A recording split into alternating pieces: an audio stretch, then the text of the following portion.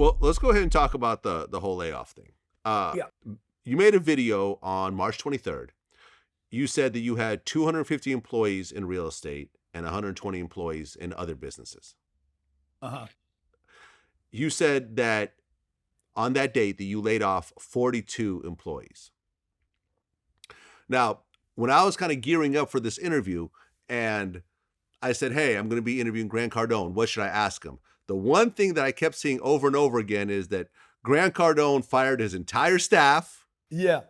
without any sort of warning, and that he sent his lawyers after him and threatened to sue them if they said anything. This is the rumor that's been circulating that people keep reposting, and it doesn't matter Yeah. who said it, but I just kept seeing it in the comments. So let's just go ahead and address that from the horse's Yeah. mouth. So yeah, we laid off 42 people, and I didn't, dude. I hate laying people off. I didn't hire these people so I could get rid of them.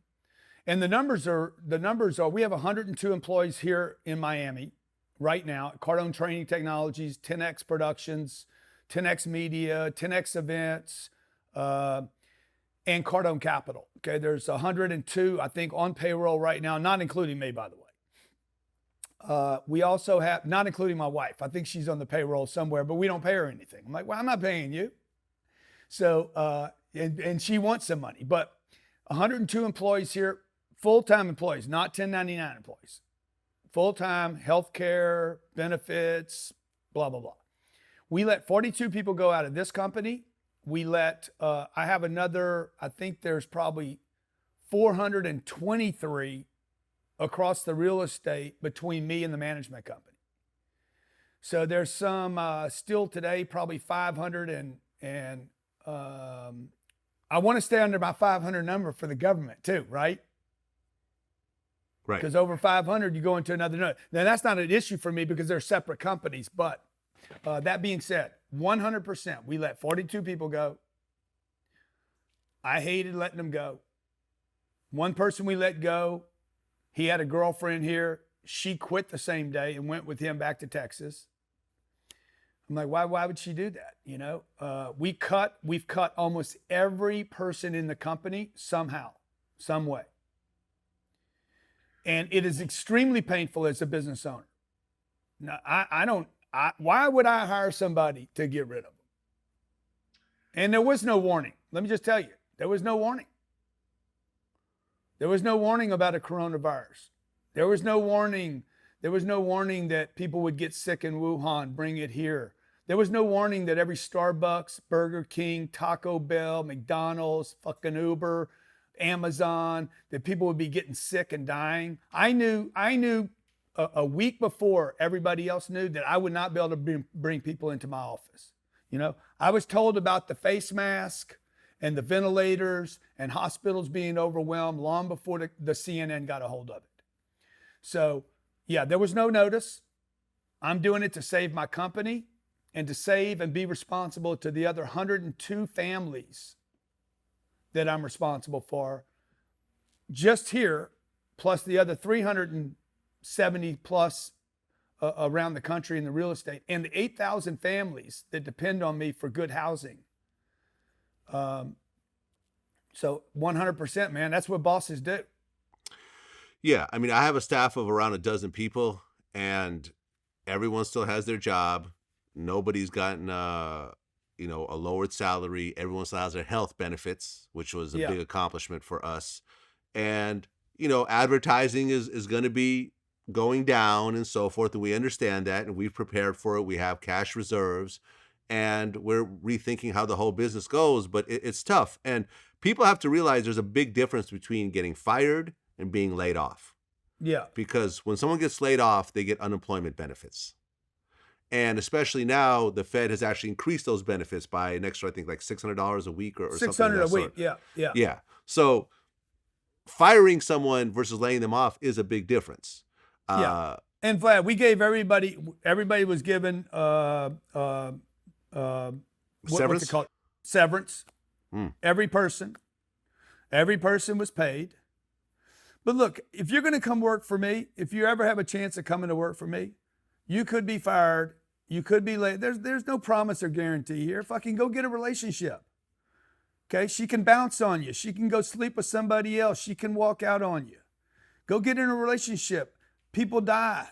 Things happen. Shit happens. This is a real fucking planet, man. It's called gravity. I've been telling people about this for years. I told them the last time on your show and the time before that, we will experience the highest unemployment before there was any threat of a coronavirus. You will experience the highest in our lifetime, the highest unemployment we have ever experienced in our lifetime. This was a year ago. I was in your show in New York. We're experiencing it right now. 16 million people. It just so happened I got ahead of this thing by about a week and a half. And then everybody starts tapping out, okay? If you had 50 employees right now, I guarantee you'd have let some of them go. But you only have 12. Yeah. No, so, I feel so you. the question is, why didn't you have 50? See, because I had 152. So I'm more at risk because my payroll's bigger.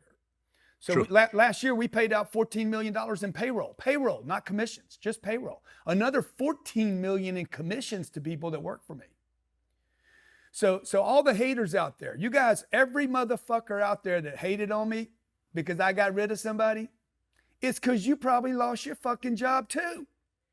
Or you worried about it, you know? Or you're like, dude, how could the guy be so cold and let somebody go right now? Because you need to grow up.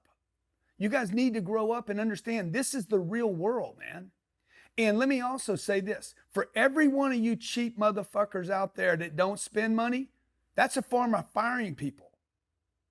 When you don't hire somebody, when you cook your own pizza, rather than calling somebody and say, deliver me a pizza so you can save $12, you fired somebody. Okay, for every vendor that you don't pay because you owe some money, for every bill that you don't pay because you can't pay, you're firing someone. People have to keep spending and moving money. Okay, the last thing I'm gonna say about the unemployment thing, for everybody out there that does get fired, there's gonna be a bunch of them. We're gonna go to 30 million. We're gonna go to 30 million unemployed in America, probably 15, 16%. For all of you that get fired, don't leave. Don't leave where you work.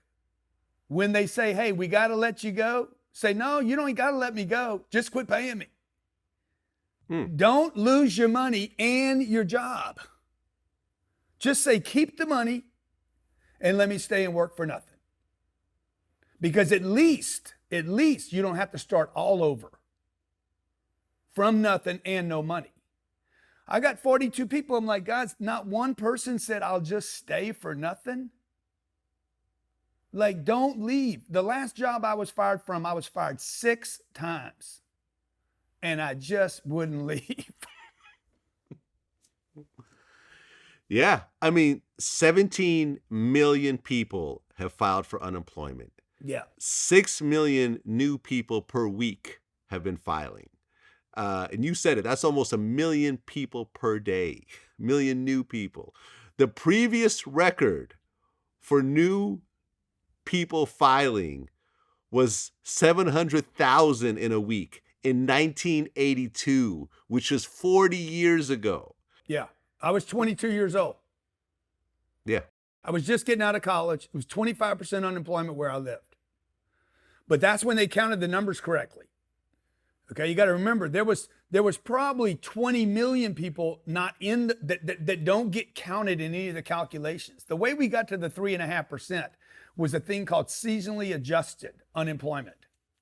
Years ago, I think it was the Nixon or the Carter administration that said, look, we're counting unemployment numbers incorrectly because in the January, February, March, December, January, February, it's cold up in the north and we don't build as much. So let's go ahead and adjust the unemployment numbers because they kept falling those 3 months of the year. Let's adjust that, spread it across 9 months, turn that into a new 12 months, and then do the seasonally adjusted. So the numbers are it's gonna continue. And then what's going to happen is when we open the doors back up, if we do, contrary to your opinion that we never go outside again, people are going to go back to work. I can't wait to call 40 of the 42 back. Because 2 of them I'm not calling back. Well, we now 40 have of them I'm calling back and say, get your ass back over here. Let's go back to work.